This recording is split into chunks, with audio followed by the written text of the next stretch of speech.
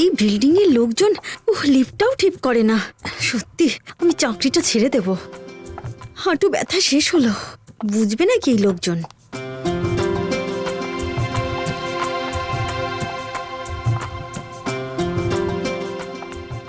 এখনো পর্যন্ত এলাম না।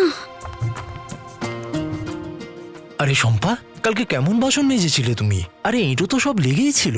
আরে বাবু, আপনাকে কতবার বলেছি যে আমাকে একটু দামি সাবান দিন, কিন্তু আপনি তো শোনেনই না। আর এরকম সস্তার সাবানে এরকমই বাসন মাজা হবে। দেখি, সরুন সরুন, যেতে দিন আমায়।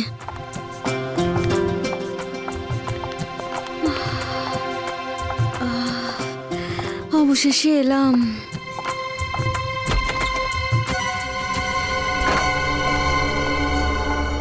আরে বাবা, অনেক দেরি হয়ে গেছে। ম্যাডাম ঘুমোচ্ছেন, চাবি দিয়ে দরজা খুলতে হবে।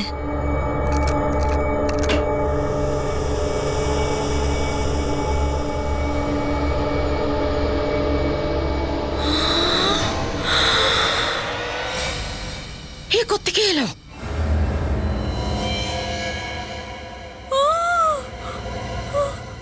আরে কেউ মেরে ফেলি আমরা? আরে না, ম্যাডামকে খুন করেছে। কোথাও কেউ ঝামেলা হয়ে যাবে, চল পালাই এখান থেকে। আওয়াজ হয়তো ওদিক থেকে আসছে। খুন করে দিয়েছে। দেখুন এই, না, আসুন কেউ। দাঁড়াও তোমরা, এই দাঁড়া দাঁড়া দাঁড়া, সিআইডিকে ফোন করবো।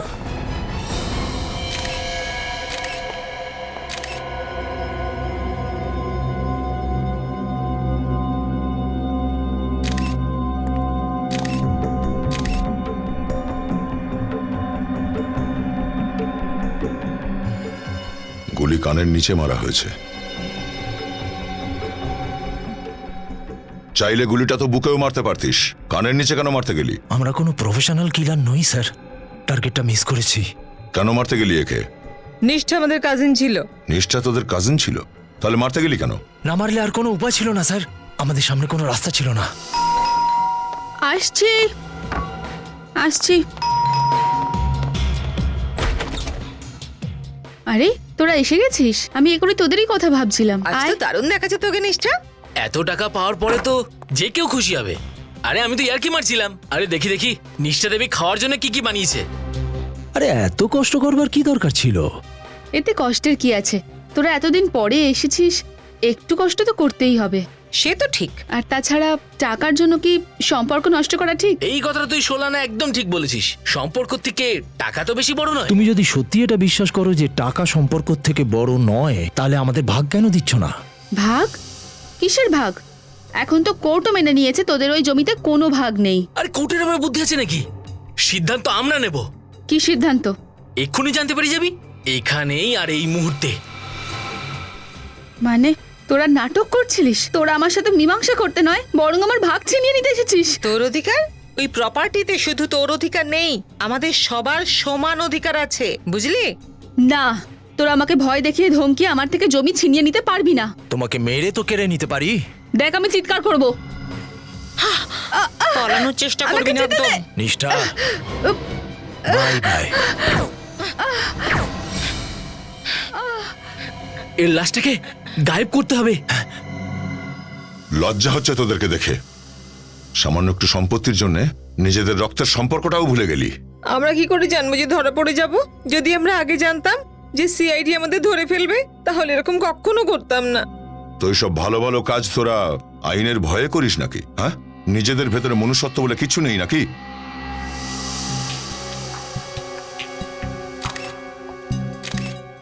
স্যার, এই দেখুন স্যার, গুলি এইখানে।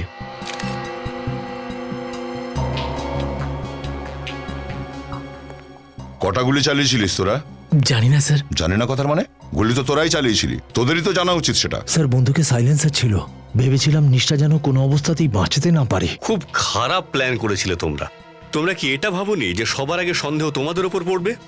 আমরা তো ভেবেছিলাম ওকে এমন কোথাও রেখে দেব যাতে কেউ জানতে না পারে। আর যখন বহু বছর ধরে ওকে পাওয়া যেত না, তখন সব সম্পত্তি আমরা এমনি পেয়ে যেতাম। সম্পত্তি নয় রে, ফাঁসিতে ঝুলতে হবে তোদের তিনজনকে। বিবেক, নিয়ে যাও এদের। এসো, চলো এদিক দিয়ে, সোজা সোজা। সোসাইটিতে এই সমস্ত অপরাধ জানে না কবে শেষ হবে।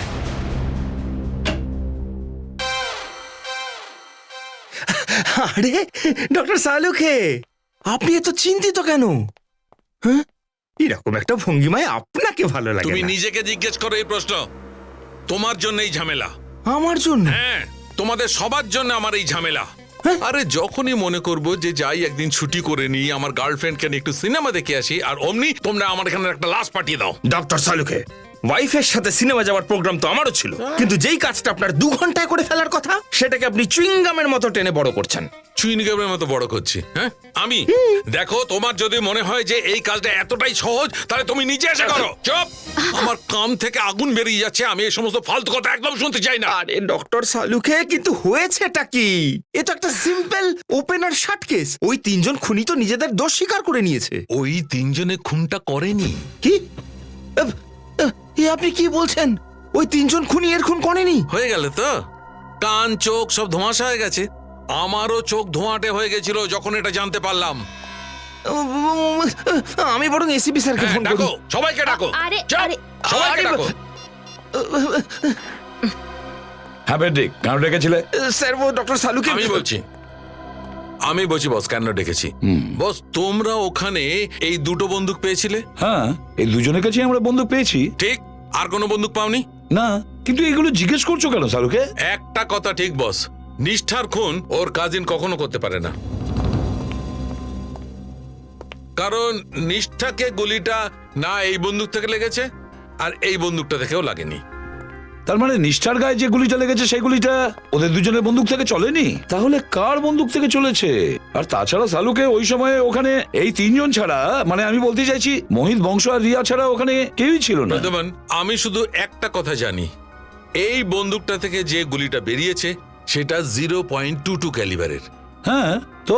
কিন্তু স্যার, নিষ্ঠার শরীর থেকে যে গুলিটা পাওয়া গেছে ওটা আলাদা ক্যালিবারের। আলাদা ক্যালিবার মানে?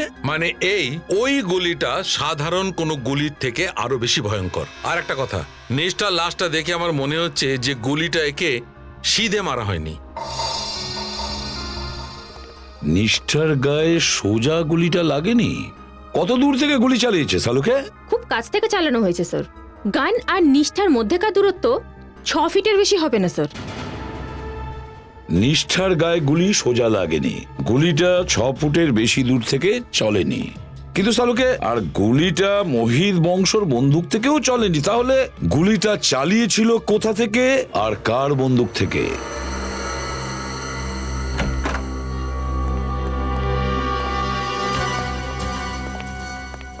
একটা ব্যাপার তো একদম পরিষ্কার, নিষ্ঠার লাগা গুলিটা তোমাদের বন্দুকের নয়, ওটা অন্য কোনো বন্দুকের। এবার একটু ভেবে বলো যে ওই দিন এক্স্যাক্টলি এখানে কি হয়েছিল। স্যার, নিশ্চয় এখানে দাঁড়িয়ে ছিল, আর আমি ওকে পিছন থেকে ধরে রেখেছিলাম। হ্যাঁ স্যার, আমিও এই 3 জনকে ম্যাডামের লাশের সাথে এখানেই দেখেছি। আচ্ছা, তোমরা সবাই সেই পজিশনে দাঁড়িয়ে পড়ো যেখান থেকে তোমরা গুলিটা চালিয়েছিলে নিষ্ঠাকে। চলো। চল স্যার, আমরা এখানে এইভাবেই একদম এখানেই আমরা দাঁড়িয়েছিলাম। নিষ্ঠার বডিটা পড়েছিল এখানে, গুলি লেগেছিল ডান দিকে, কানের ঠিক নিচে। গুলি এদিকে, দেওয়ালের দিক থেকে তো চালানো যায় না, তাহলে এলো কোথা থেকে?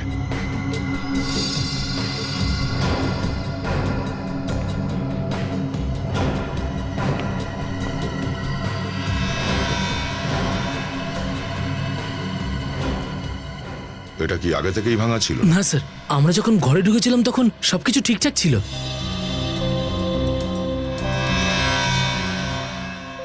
গুলি ধাক্কা খাওয়ার চিহ্ন। গুলি মনে হচ্ছে এই দিক থেকে এসেছিল বাইরে, আর এখানে এই গ্লাসে ধাক্কা খেয়েছিল, এই দেওয়ালে ধাক্কা খেয়েছিল, আর তারপরে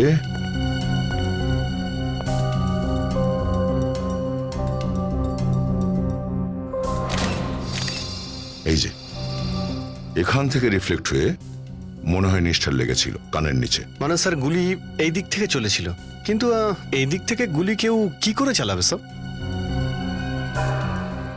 হতে পারে ওই খুনিটা এখানে এই গ্রিলে ঝুলেছিল। স্যার, যদি কোনো খুনি এখানটায় লুকিয়ে থাকতো তাহলে ওকে এই মেন দরজা দিয়ে পালাতে হতো। আর স্যার, এটা যদি হতো তাহলে এদের মধ্যে কেউ না কেউ ওকে নিশ্চয়ই দেখতো, কিন্তু স্যার ওরা তো কাউকে দেখেইনি। এই দেখো, এই গামলাটাও ভেঙে গেছে।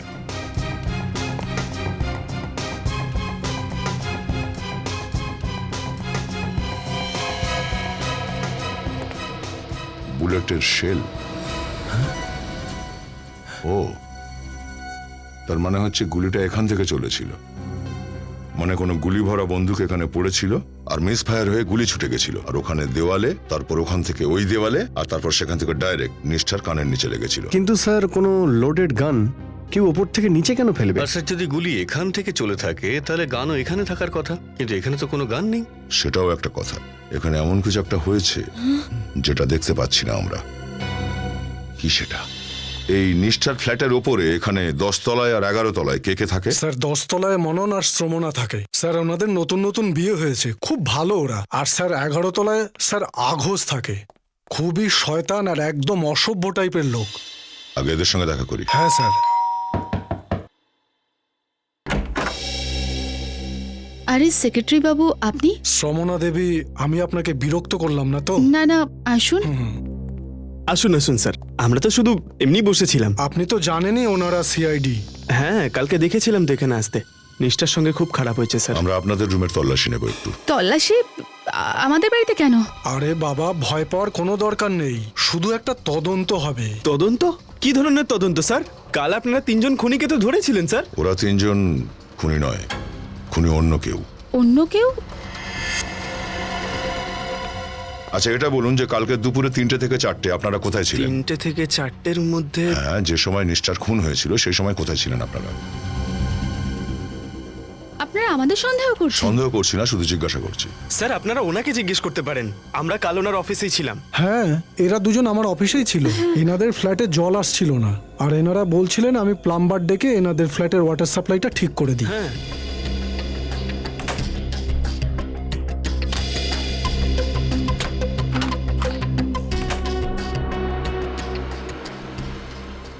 আপনি এই কথাটা আমাদের আগে বলেননি কেন? স্যার আপনি জিজ্ঞাসা করেননি, আর আমিও কাজে ব্যস্ত ছিলাম।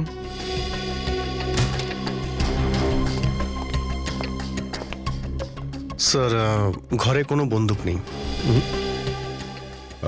সরি আপনাদের ডিস্টার্ব করলাম। Thanks for the cooperation. It's okay, by.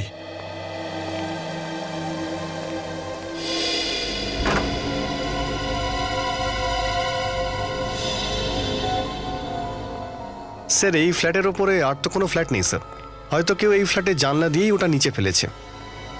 চলো একেও একবার মিট করে নিই। আরে স্যার 1 মিনিট। স্যার এই ফ্ল্যাটটা আপনাদের সন্ধেবেলা দেখলে হয় না? কেন? এখনই দেখতে সমস্যা কোথায়? স্যার এই ফ্ল্যাটটার মালিক হলো আঘোষ, একেবারেই অসভ্য টাইপের একটা লোক। দুপুরবেলা ওকে কেউ বিরক্ত করলে ও খুবই রেগে যায়। আচ্ছা। হ্যাঁ স্যার। আমরাও তো একটু দেখি কতটা রেগে যায়।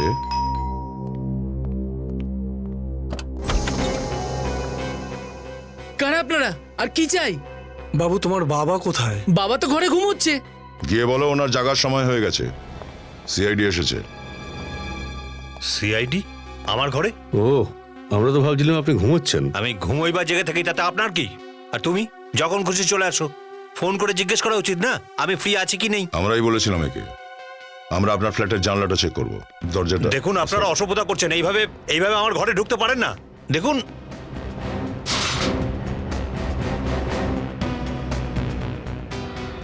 ও, আপনার জানলা তো একদম খোলা, হাত থেকে গান নিচে পড়তেই পারে। আপনি কি বলতে চাইছেন? বিনীত, বিবেক, তল্লাশি নাও।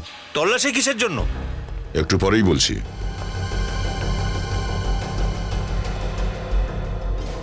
আমাদের সন্দেহ যে নিষ্ঠার খুন আপনারই ফ্ল্যাটের জানলা থেকে করা হয়েছে।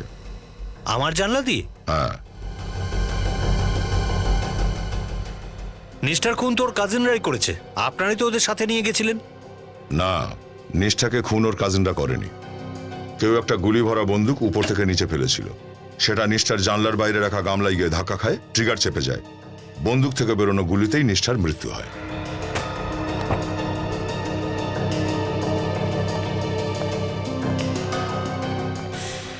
আপনার কি মনে হয় আমি এগুলো করেছি? আমার কাছে কোনো বন্দুক নেই। স্যার গান পাওয়া যায়নি।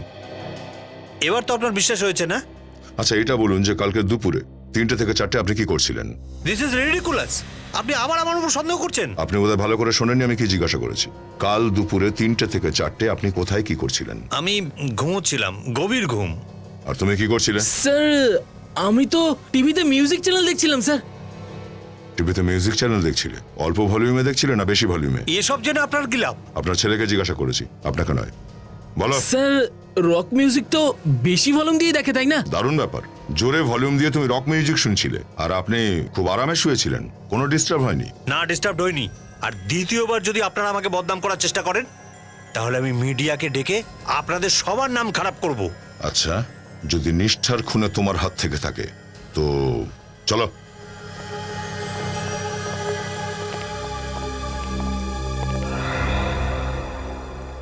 এই ফ্ল্যাটে শুধু বাবা ছেলেই থাকে নাকি আর কেউ আছে এদের সাথে? দেখুন স্যার, বউ তো আগেই ডিভোর্স দিয়ে চলে গেছে। একটা কাজের মেয়ে আছে তানিয়া, ও ওদের দুজনের সাথে থাকে। 24 ঘন্টাই সঙ্গে থাকে? হ্যাঁ স্যার। কিন্তু এখন তো ফ্ল্যাটে ওকে দেখতে পেলাম না। স্যার বাজারে গেছে। ঠিক আছে, এর সাথে পরে দেখা করবো। শুধু ছাদটাই বাকি আছে এবার। বন্দুক ওখান থেকেও পড়তে পারে।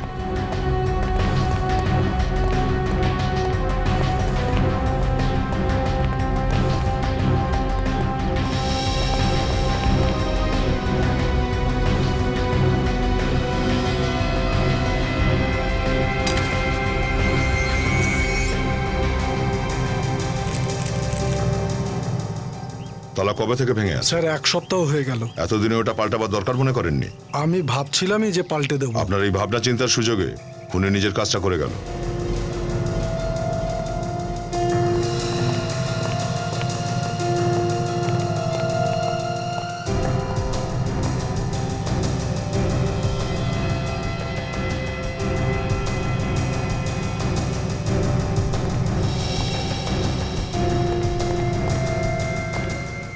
কিসের দাগ এটা?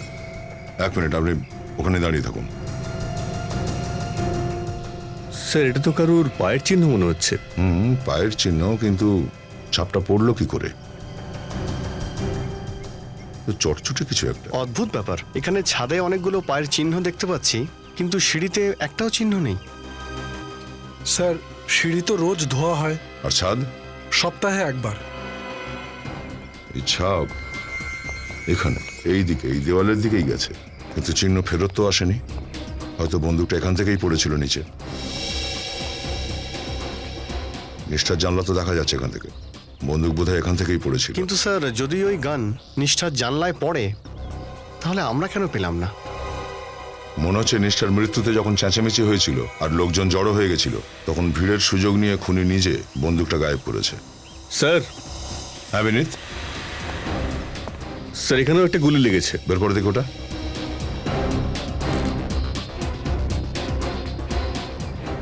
ও, মানে শুধু নিষ্ঠার রুমেই গুলি চলেনি, এখানে ছাদেও গুলি চালানো হয়েছে। তার মানে এটাই স্যার, এখানে একটা নয় দুটো খুন হয়েছে।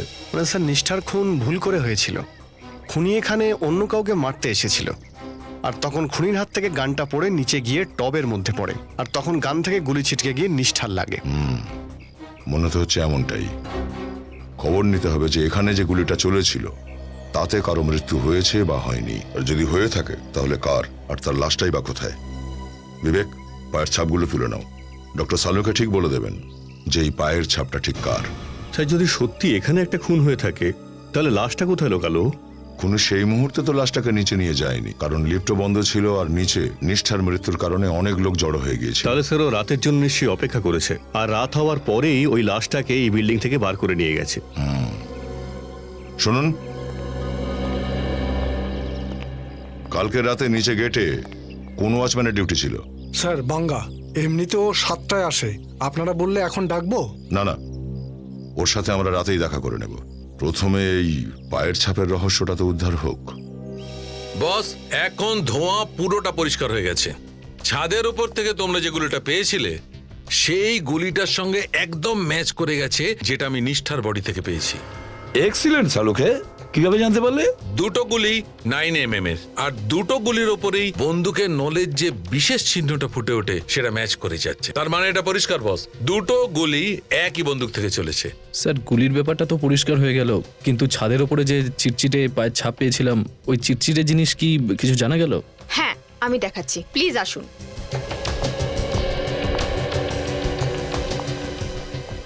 এই দেখুন স্যার, এই হলো সেই জিনিস। দেখুন কেমন জলের ওপর ভাসছে। হ্যাঁ, এটা তো কোনো তিলের মতন মনে হচ্ছে। সর্ষের তেল স্যার, যেটা রান্নায় ব্যবহার করা হয়। সর্ষের তেল? কিন্তু স্যার, কোনো মানুষ নিজের পা সর্ষের তেলে ডুবিয়ে ছাদে কেন যেতে যাবে? সর্ষের তেল?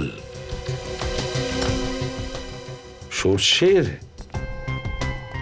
তাহলে কি ওই পায়ের ছাপগুলো খুনির, নাকি অন্য কারোর শিকার? যেভাবে নিষ্ঠার মৃত্যু হয়েছে, কিন্তু কার মৃত্যু হয়েছে? আর ওই বন্দুকটাও তো পাওয়া যায়নি। ওই বন্দুকটা যেটা দিয়ে নিষ্ঠাকে খুন করা হয়, সেই বন্দুকটা কোথায়?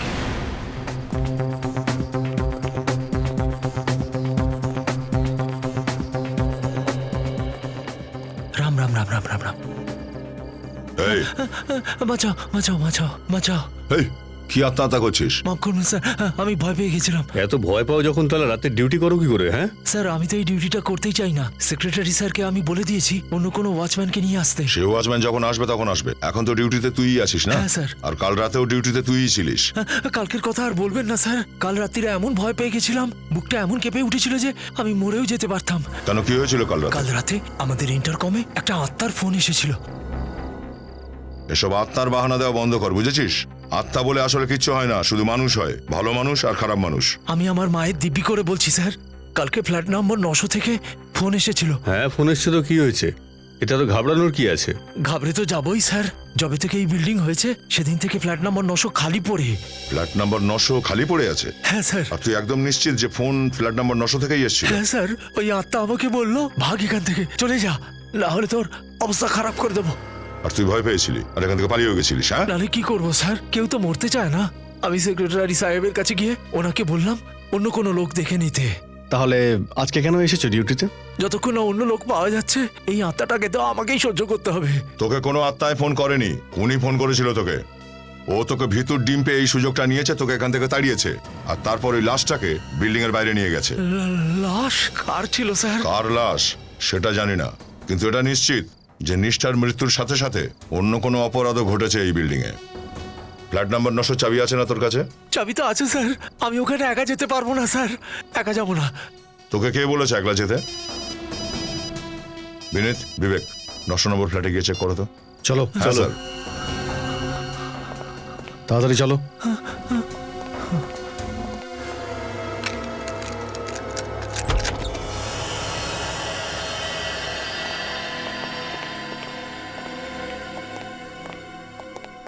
দেখুন স্যার, এই ফ্ল্যাট তো বহু বছর ধরে বন্ধ। এখানে কোনো মানুষ শুধু নয়, কোনো পায়রা পর্যন্ত আসে না। কোনো না কোনো পায়রা তো নিশ্চয়ই এখানে এসছে।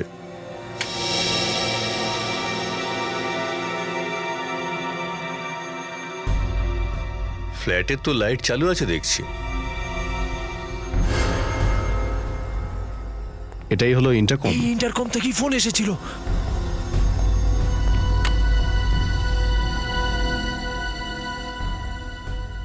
ইন্টারকমও চলছে। একটা ব্যাপার বুঝতে পারছি না যে বন্ধ ফ্ল্যাটে ইন্টারকম আর কারেন্ট এলো কোথা থেকে। আচ্ছা, জলের শব্দ শুনতে পেলাম না?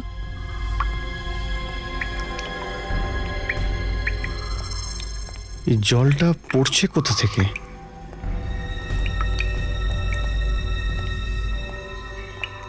ও,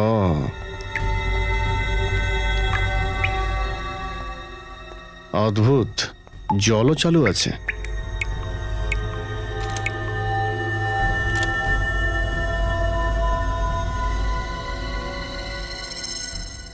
এটা আবার কি?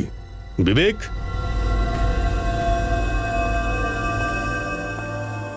কিছু পেলে? হ্যাঁ, এই দেখো। এটা তো আগসের ঘড়ির টুকরো মনে হচ্ছে। আর দ্বিতীয়বার যদি আপনারা আমাকে বদনাম করার চেষ্টা করেন, তাহলে আমি মিডিয়াকে ডেকে আপনাদের সবার নাম খারাপ করব। এটা তো আগসের ঘড়ির টুকরোই হবে। আমারও তাই মনে হয়েছে। আমি দয়া স্যারকে ফোন করে ইনফর্ম করছি।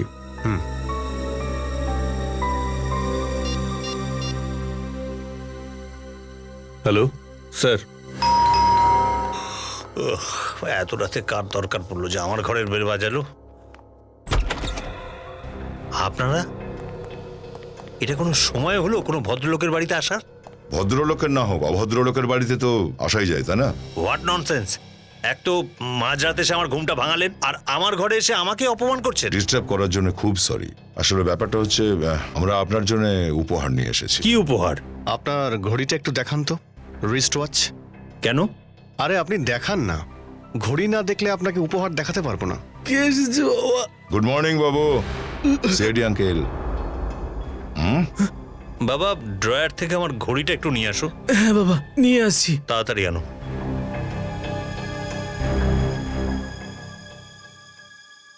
এই নাও বাবা।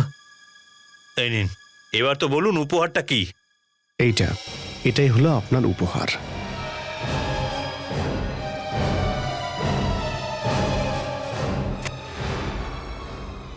এ তো আমার ঘড়ি। তবু ভালো আপনি মেনে তো নিলেন যে এটা আপনার ঘড়িরই টুকরো, নাহলে আমরা তো ভেবেছিলাম যে আপনি বলবেন এটা আমারই নয়। আমি কেন বলবো এটা আমার নয়? কারণ এই পিনটা আমরা ফ্ল্যাট নাম্বার 900 থেকে পেয়েছি। Flat number 900? এটা ওখানে কি করে পৌঁছলো? কালকে রাতে আপনি ওই ফ্ল্যাটের ইন্টারকম থেকে ফোন করতে গিয়েছিলেন আত্মা হয়ে, হয়তো সেই সময়ই পড়ে গিয়েছিল। What nonsense! আমি ওখানে কেন ফোন করতে যাব? আমার ঘরে ইন্টারকম নেই নাকি? রান্নাঘর কোথায়? কেন, খাবার বানানোর ইচ্ছা আছে নাকি? You want to have dinner here? এখনই জানতে পারবেন সেটা। শুনুন, দেখে হ্যালো, শুনুন, হ্যালো হ্যালো।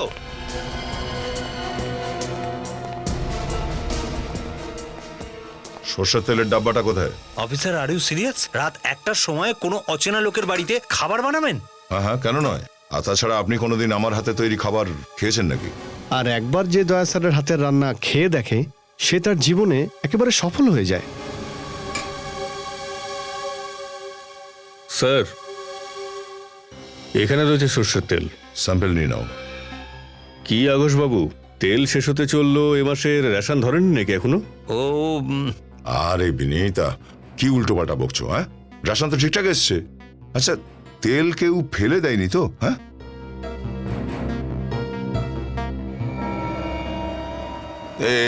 এখানে দেখো, এরকম চকচক করছে না এখানে?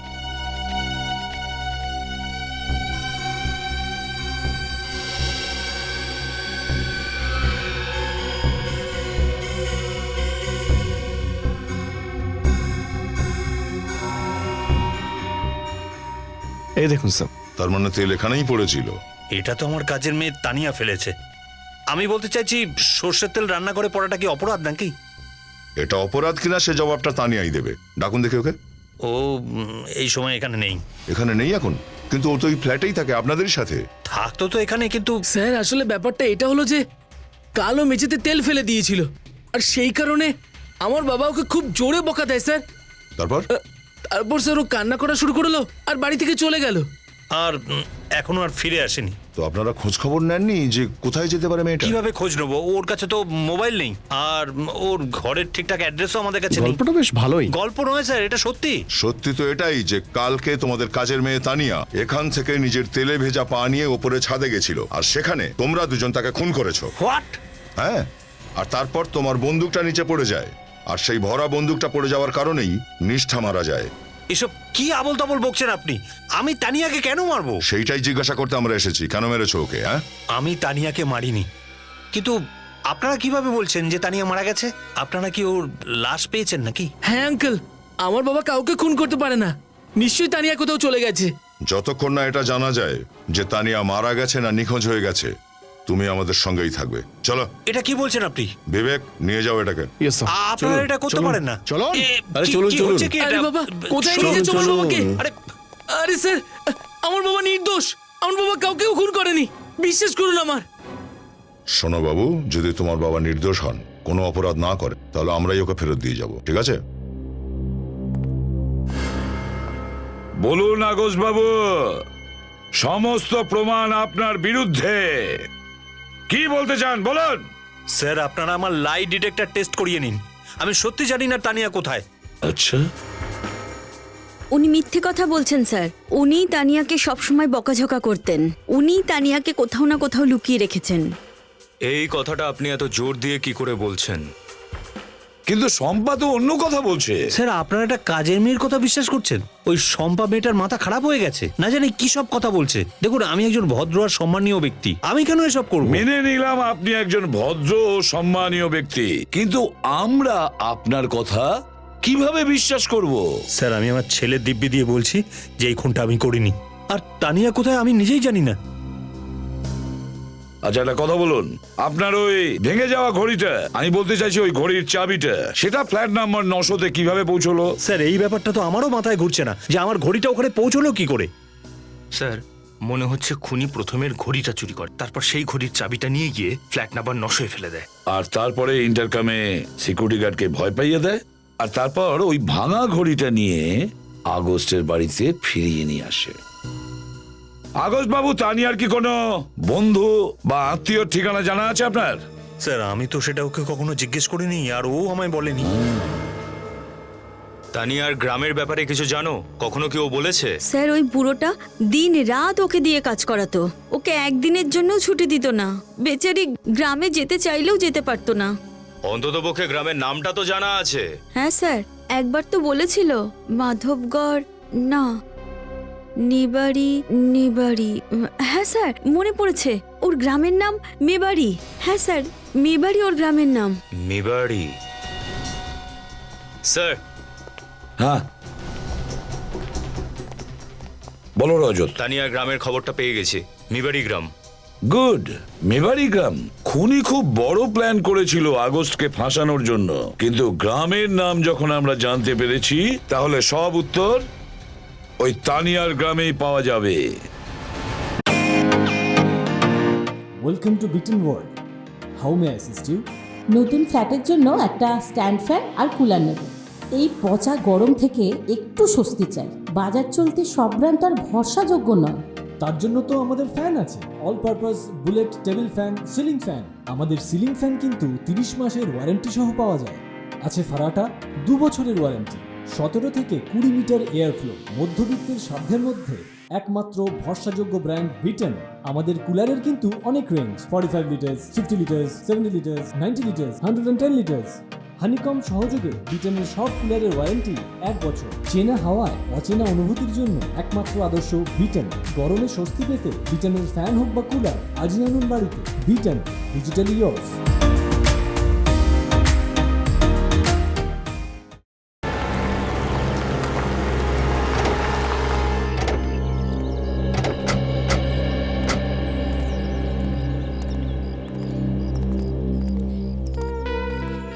মনে হচ্ছে আপনারা রাস্তা গন্ডগোল করেছেন। কোথায় যাবেন আপনারা? না না, আমরা একেবারে ঠিক জায়গাতেই এসেছি। আমাদের কিছু প্রশ্ন আছে। প্রশ্ন? আপনারা কি পুলিশের লোক? আমরা সিআইডি মুম্বাই থেকে। সিআইডি মুম্বাই থেকে? আগে হ্যাঁ। কাকে খুঁজছেন আপনারা? এই ছবিটা ভালো করে দেখুন, এই মেয়েটাকে চেনেন? এর নাম তো তানিয়া না? একদম ঠিক, তানিয়া। আপনি বলতে পারেন এর বাড়িটা কোথায়? স্যার ওইদিকে আসুন। এই যে স্যার তানিয়ার বাড়ি। Thank you. ঠিক আছে।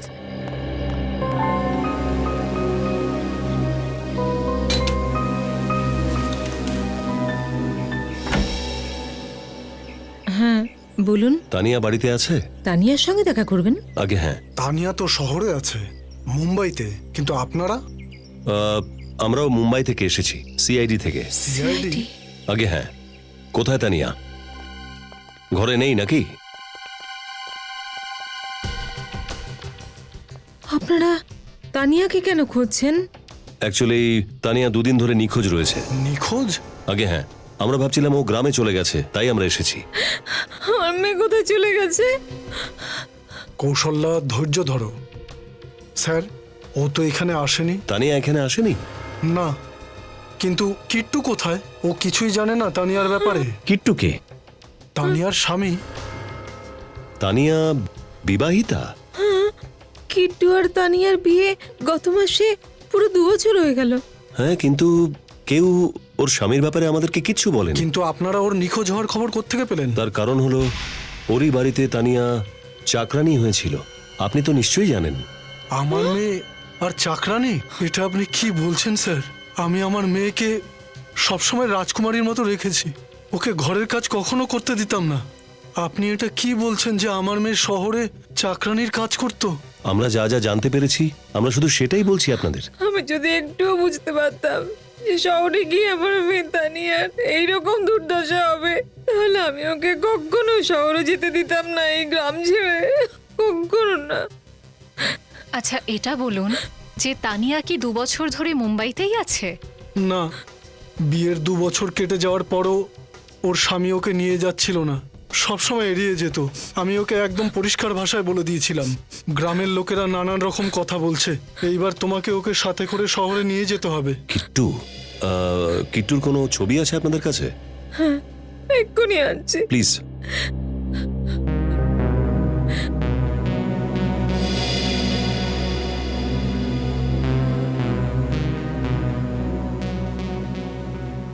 এই নিন।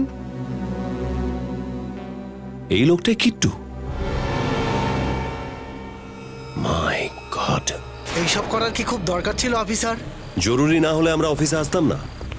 কি হয়েছে স্যার? আপনারা আমাদের সকলকে এখানে কেন ডেকেছেন? বলছি, সচিন, বিল্ডিং এর সমস্ত লোক এসে গেছে? হ্যাঁ স্যার, সব লোকই এখানে আছেন। আমরা আপনাদের এই জন্য এখানে আসতে বলেছি, যেই দিন এখানে নিষ্ঠার খুন হলো ঠিক সেই সময় বিল্ডিং এর ভেতরে আর একটা খুন হয়। আর একটা খুন? কিন্তু কার স্যার? তানিয়ার। তানিয়া মানে আগস্টের বাড়িতে যে কাজ করতো? আগে হ্যাঁ, ওই। স্যার তার মানে তানিয়া নিখোঁজ হয়নি, ওর খুন হয়ে গেছে? আগে হ্যাঁ, ওকে খুন করা হয়েছে। স্যার আমার দৃঢ় বিশ্বাস ওকে নিশ্চয়ই আঘোষ বাবুই মেরেছে। মুখ সামলে কথা বলো। আমার বাবা ওকে কেন মারতে যাবে? হ্যাঁ, আরে কেন মারতে পারেন না? কত রেগে থাকতেন উনি, মেরে দিয়েছে কখনো রাগের মাথায়? যদি আমার বাবার বিরুদ্ধে আর একটা বেশি কথা বলো না, তাহলে তাহলে আমি তোমাকে মেরে ফেলবো। চুপ করে দাঁড়াও এখানে। সামনে মরা আর মারার কথা বলতে নেই। ছোট না, ছোটর মতো থাকো। আচ্ছা স্যার, তানিয়ার খুন ওই সময়ই হয়েছে যখন নিষ্ঠার খুন হয়েছিল, তাহলে ওর লাশ কোথায় গেল? ওর লাশ কেউ দেখতে পেল না কেন? ওর লাশ আমরা পেয়ে গেছি। পেয়ে গেছেন? আগে হ্যাঁ। আর আপনারা কাল সকালে ঠিক 9টায় প্রীতম নগরে মর্গে চলে আসবেন ওই লাশটা শনাক্ত করার জন্য। কিন্তু একটা লাশকে শনাক্ত করতে আমাদের সবাইকে আসতে হবে। আগে হ্যাঁ, সকলকে আসতে হবে। কিন্তু এক্ষুনি আপনি সবাইকে বললেন যে ওই লাশটা ওরই, তাহলে আমরা ওই লাশটাকে চিনে কি করব? ফর্মালিটিস পুরো তো করতেই হবে। আপনারা সবাই ঠিক 9টায় আসবেন, ওকে শনাক্ত করার পর পেপারে সাইন করবেন। কাল 9 AM শার্প।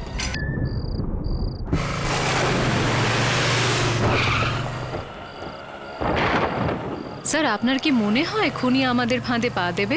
শুধু মনে হয় না শ্রেয়া, আমি বিশ্বাস করি, পুরো বিশ্বাস।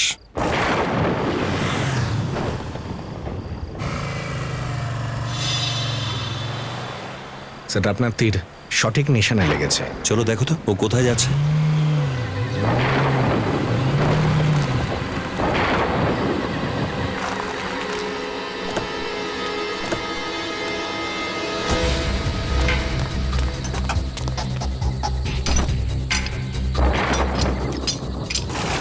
নেহা, লাশ সিআইডি লোকেরা কি করে পেলো?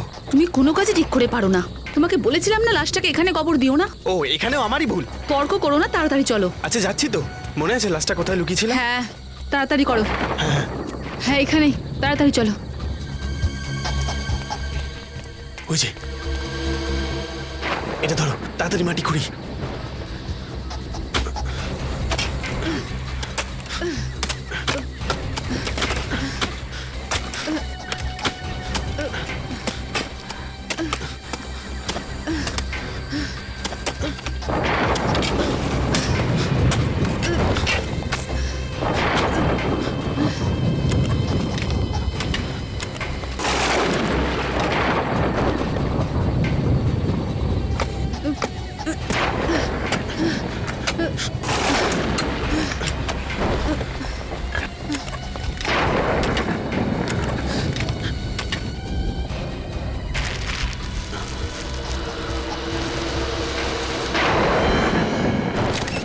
আমি তো ভয় পেয়ে গিয়েছিলাম, লাশ তো এখানেই আছে। আচ্ছা লাশটা যদি এখানেই থাকে, তাহলে সিআইডির লোকেরা যে লাশটা পেয়েছে সেটা কার? সেটাই বলার জন্য আমরা এখানে এসেছি। স্যার আপনারা এখানে? তানিয়ার লাশ পাওয়া গিয়েছে, আমরা খুঁজে পেয়েছি। হ্যাঁ স্যার, আমরা আপনাকে কল করতেই যাচ্ছিলাম। আচ্ছা, ওরা দুজন আমাদের প্রচুর হেল্প করছে, না হলে এই কেসটা তো সলভই হতো না। আইনের সাহায্য করা তো আমাদের কর্তব্য। এবার আরেকটু সাহায্য করে দিন। আমাদের গাড়ি ঠিক ওইখানে আছে, একটু কষ্ট করে ভেতরে গিয়ে বসবেন। আমরা কেন বসবো স্যার? ভেতরে তো খুনি যাবে না। বসবে তো তুমি, কারণ খুনির নাম কিট্টু। কিট্টু কে স্যার? অদ্ভুত ব্যাপার স্যার, ও তো কিট্টুকেও চেনে না। আমি বলছি কিট্টুকে। এ দেখ, এই হলো কিট্টু। যেতে দাও বলছি, না হলে তোমাদের সিআইডি লোকেদের ওই তানিয়ার সঙ্গে এখানেই পুঁতে দেবো বলে দিচ্ছি। আরে বাপরে, 2 মিনিটে আইনের রক্ষক থেকে আইনের ভক্ষক হয়ে গেলে। যেতে দাও আমাদের, না হলে সত্যি বলছি, না হলে তোমাদের 3 জনকে আমি এখানেই পুঁতে দেবো। না হলে না হলে না হলে আমাদের মারবে। হ্যাঁ।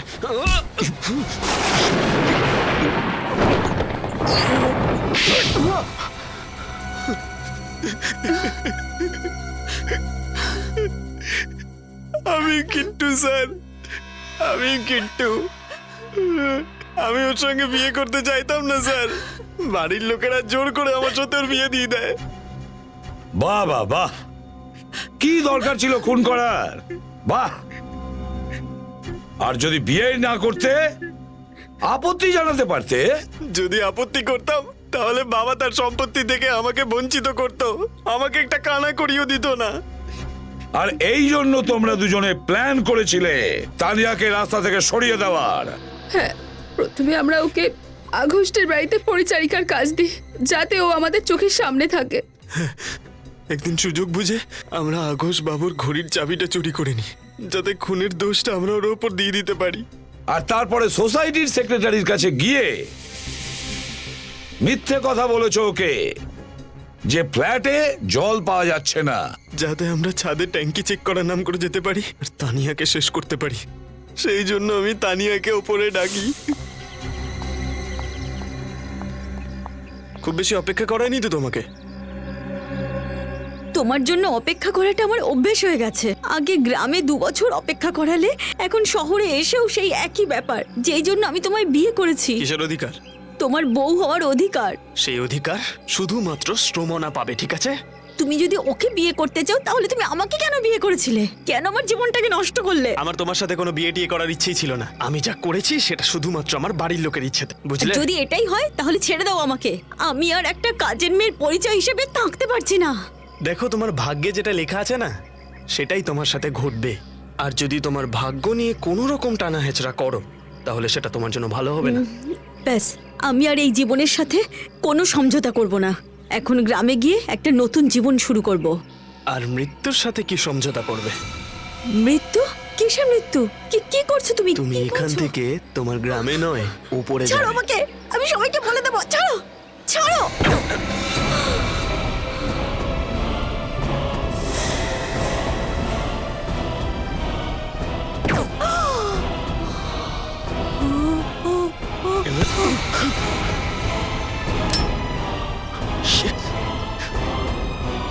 Damn it!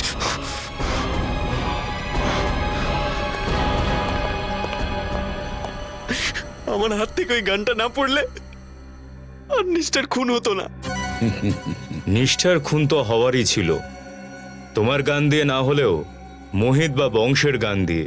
একদিক থেকে নিষ্ঠার মৃত্যুতে আমাদের লাভই হয়েছে। ওই সময়ের দৌড়াদৌড়িতে আমি তাড়াতাড়ি বিল্ডিং এর নিচে যাই আর বন্দুক তুলে দিই। আর তারপর আমি তানিয়ার লাশটা ছাদে লুকানোর সুযোগ পেয়ে যাই। আর তারপর তুমি রাতের জন্য অপেক্ষা করতে থাকলে তানিয়ার লাশটাকে গুম করার জন্য। হ্যাঁ স্যার। নিজের স্বার্থ সিদ্ধির জন্য তুমি দুটো নিরীহ মেয়ের প্রাণ নিয়েছো। কেন? কিসের অধিকার ছিল তোমার? ওদের প্রাণ না নিয়ে বরং নিজের মা বাবার কাছে এই সাহসটা দেখাতে যে তুমি শ্রমনাকে বিয়ে করতে চাও, তাহলে হয়তো তোমাদের দুজনের জীবন সুখের হতো। এখন তো তোমাদের ভাগ্যে শুধু দুটোই জিনিস লেখা আছে, শুধু দুটো, জেলের অন্ধকারের গারদ না হলে ফাঁসির দড়ি।